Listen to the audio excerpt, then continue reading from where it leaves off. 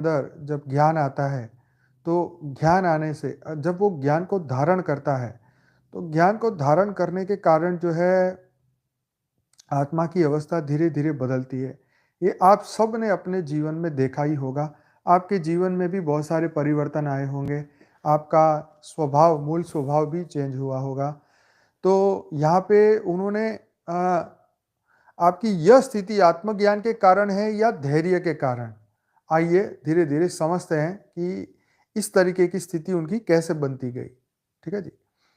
इंद्र के इस प्रकार पूछने पर परमात्म तत्व को निश्चित रूप से जानने वाले धीर बुद्धि प्रहलाद जी ने अपने ज्ञान का वर्णन करते हुए मधुर वाणी में कहा।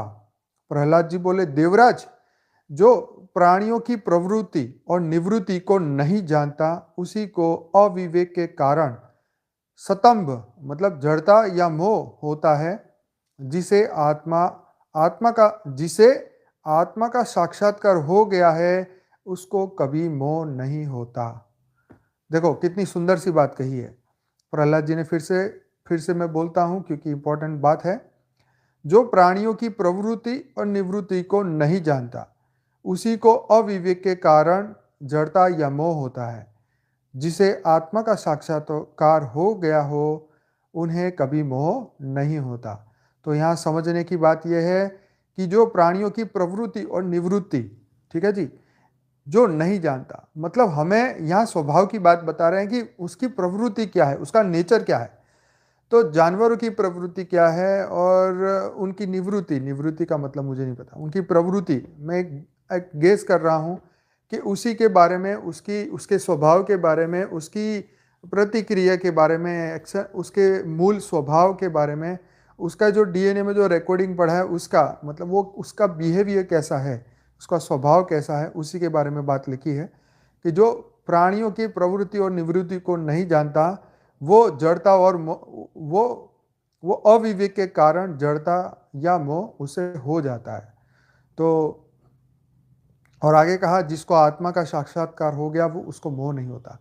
तो देखो इस बात को कितनी सुंदर तरीके से समझने की कोशिश हमें खुद को करनी चाहिए कि जब तक आत्मा का साक्षात्कार ना हो गया हो, तब तक मोह तुम्हारा पीछा नहीं कर तुम्हारा मोह तुम्हारा पीछा नहीं छोड़ेगा, है ना।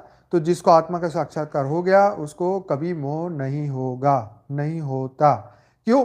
क्योंकि जब आपको आत्मा का साक्षात्कार हो जाता है, आपका बिलीफ सिस्टम इतना स्ट्रांग हो जाता है कि आपके अंदर हर पल यही होता है, मतलब आप सत्य को हर पल अपनी बुद्धि में रखते हैं, सत्य को आप एक्सेप्ट करके रखते हैं कि मैं शरीर नहीं हूं, मैं आत्मा हूं, मैं आत्मा हूं, मैं आत्मा हूं। और आत्मा के अंदर यस, आत्मा का ही ध्यान आप करते हैं। बार बार आपका कार्य खत्म करते ही आपको याद आ जाता है कि यस मैं आत्मा हूं। तो जो व्यक्ति आत्म साक्षात्कार का मतलब जिसने आत्मा की अनुभूति कर ली है, जिसने आत्म स्वरूप को जान लिया है, उसकी अनुभूति कर ली है। ठीक है, जैसे कहते हैं ना कि बंदर क्या जाने अदरक का स्वाद। ठीक, मतलब ये मैं आपको बताने की कोशिश कर रहा हूं, ये इसलिए एग्जाम्पल देने की जरूरत पड़ी कि जब भी वो आत्म साक्षात्कार कर लेती, मतलब अपने सत्य स्वरूप को समझ जाती, उसको 100% बिलीव हो जाता है कि मैं शरीर नहीं हूं, मैं आत्मा हूं और मेरा आत्म स्वरूप ही सत्य है।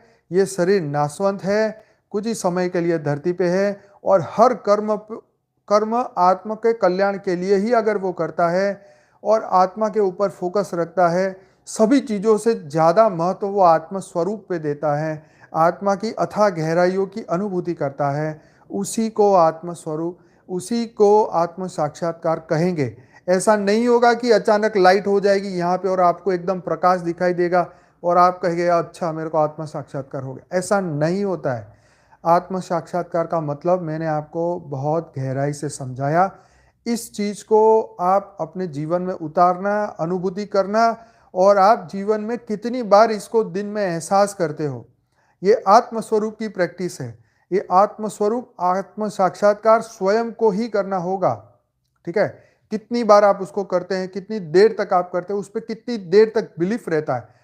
कब आपका मन इसमें से ट्विस्ट हो जाता है, अरे छोड़ना, क्या करना है ये सब चीज, छोड़ो, मजे करो, जैसे ही ये बात आपके दिमाग में आएगी, ठीक है, जैसे ही आपके अंदर आएगी, तुरंत ही मोह माया ये चीजें पकड़ेगी। जैसे ही आत्मस्वरूप का ख्याल आएगा, तुरंत ही ये मोह माया भाग जाएगी। तो चॉइस आपकी है, आपको सोचना है कि आत्म साक्षात्कार आपको किस दिन करने हैं। भगवान नहीं कुछ करने वाला, भगवान कहेगा तुम जाओ भाड़ में, तुम अपना कर्म करो, जो करोगे भरोगे तुमने, वो तो क्योंकि उनको कोई परवाह नहीं, वो तो सिर्फ ज्ञान देते हो और चॉइस हमारी है कि हम ज्ञान ले कि ना ले। हम चाहे 198 करोड़ साल से यही करते आए हैं, आत्म साक्षात्कार क्यों नहीं हुआ भाई? 5000 साल से भी आप बेहद की आत्माएं धरती पे आई है, तो क्यों सो रही है, क्यों नहीं जाग रही? आत्म साक्षात्कार क्यों पक्का नहीं हो रहा है? क्योंकि बीच बीच में मोह माया भी पकड़ लेती है।